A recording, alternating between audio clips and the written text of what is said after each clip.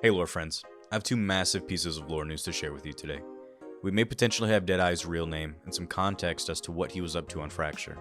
We also received a tease for Valorant's next map. Let's get into it. Earlier today, a Fracture development blog post dropped, detailing the process behind the map's creation. In it, you can find this small aside regarding Map 8. It reads, "As for what comes next on Map 8, no spoilers, but you might find some clues in those Fracture emails. Hopefully they're not lost in your spam folder." That being said, with what we have currently, we can infer that the teaser is related to the Geodome Ruben and Ruben's niece Aurora speak on. If you haven't been keeping up with Fracture's lore, I would highly recommend you go check out my two videos on them. I'll link them down below. Here are the emails that mention the Geodome. We were first made aware of it in Aurora's email to Ruben, then more recently received these two emails where Oran and Ruben are discussing it.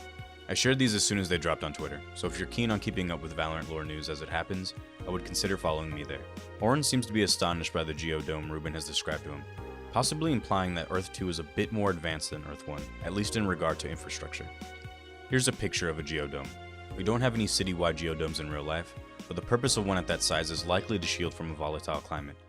We do have confirmation that Earth 2 is not in an apocalyptic state, so perhaps the city faces consequences of climate change. So what info do we have so far on Map 8? Unless they drop evidence for a different location in the next emails, we can assume it takes place on Earth 2, in a city covered by a massive geodome. Based on Ruben's name and the fact that Aurora's school's name is in Portuguese, we can also assume that the map takes place in one of these Lusophone countries, most likely Brazil. We won't be seeing this map for quite some time, which isn't strange considering Fracture was teased over half a year before it was released. Also, to my imposter theory subscribers, maybe we can read into this first sentence as a bit of foreshadowing.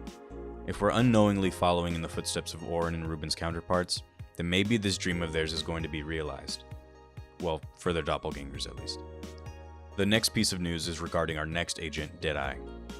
In the most recent State of the Agents blog post, we received this image. The business card we can see next to the Doppio Espresso features DeadEye's visual motifs. Also, note the Kingdom Corp logo. This implies the card belongs to Earth 1 DeadEye. More recently, we received 3 lore bits on Fracture regarding a person of interest present at the Everett Linda facility. The first of which is found in Oran's message, in which he mentions this Thai guy, who gave him an expensive business card. This ties in with the image I just showed you. Next, we have this updated display with a new hidden message. This one gives us, "Who is Mr. Fabron?" Finally, we have this audio clip from the reoccurring announcements coming from Omega Kingdom's side of the facility. Warning, Vincent Fabron is no longer permitted on facility grounds. Any persons resembling Fabron must be reported. Clearly, Fabron is a fan of starting trouble. I'm confident Vincent Fabron is DeadEye, or at least an alias he uses during corporate espionage. So how did he go from romping around the facility to destroying their Radiant Collider? I suspect we will find out as Act 2 wraps up. That's all for today, but expect more news tomorrow. The PBE is going to be updated, and with it we may see new emails. If you enjoyed the video, please like, share with a friend, and subscribe for more Valorant lore content.